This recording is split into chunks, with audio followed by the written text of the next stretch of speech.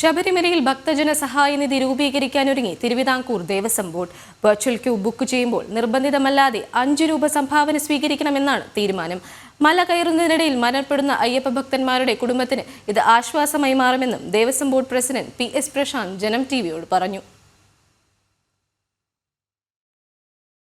ശബരിമലയിലെത്തുന്ന അയ്യപ്പ ഭക്തർക്ക് മല കയറുന്നതിനിടയിൽ അപകടം സംഭവിച്ചാൽ സഹായിക്കുന്നതിലേക്ക് വേണ്ടിയാണ് പുതിയ സഹായനിധി പദ്ധതി ബോർഡ് ആരംഭിക്കുന്നത്. വെർച്വൽ ക്യൂ ബുക്ക് ചെയ്യുമ്പോൾ താൽപര്യമുള്ളവർക്ക് 5 രൂപ ഭക്തജന സഹായനിധിയിലേക്ക് സംഭാവന നൽകാം. ഇത് നിർബന്ധമല്ല. കൂടാതെ മറ്റു വ്യക്തികളിൽ നിന്നും സംഭാവന സ്വീകരിക്കും. ഇങ്ങനെ പണം സ്വരൂപിക്കാനാണ് ബോർഡിന്റെ തീരുമാനം. മല കയറുന്നതിനിടയിൽ മരണപ്പെടുന്ന അയ്യപ്പ ഭക്തരുടെ കുടുംബത്തിന് ഇത് ആശ്വാസമായി മാറുമെന്നും വളരെ വേഗം പദ്ധതി നടപ്പിലാക്കാൻ കഴിയുമെന്നാണ് പ്രതീക്ഷിക്കുന്നതായും Devaswom board president PS Prashanth Janam ടിവിയോട് പറഞ്ഞു. സുമനസ്സുകളിൽ നിന്നും ഭക്തരിൽ നിന്നും വേണമെങ്കിലും അത് നിധി സ്വീകരിക്കാമെന്ന് ഉത്തരവിൽ പറഞ്ഞിട്ടുണ്ടായിരുന്നു. അപ്പോൾ ഞങ്ങൾ അത് വെച്ചിട്ട് ഒരു 5 രൂപ ഓപ്ഷണലായി, നിർബന്ധം ഇല്ല, ഓപ്ഷണലായിട്ട് ഒരു 5 രൂപ വെർച്വൽ ക്യൂവിൽ കഴിഞ്ഞ പ്രാവശ്യം വന്നത് ഏതാണ്ട് 48 ലക്ഷം പേര് വന്നു.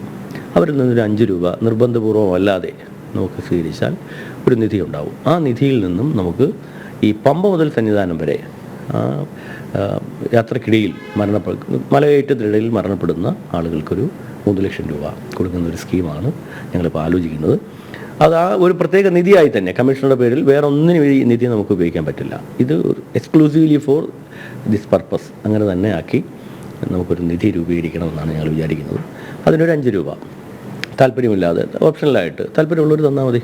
ആ ഒരു രീതിയിൽ ആണ് ഞങ്ങൾ ഉദ്ദേശിക്കുന്നത്.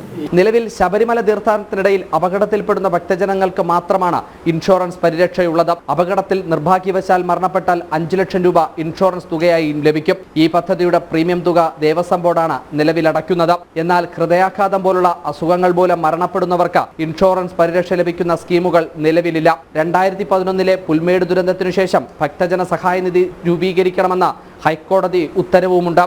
ഈ സാഹചര്യത്തിലാണ് പുതിയ തീരുമാനം. സഹായനിധിയിലേക്ക് ലഭിക്കുന്ന തുക ദേവസ്വം കമ്മീഷണറുടെ പേരിലുള്ള ബാങ്ക് അക്കൗണ്ടിലാകും സൂക്ഷിക്കുക.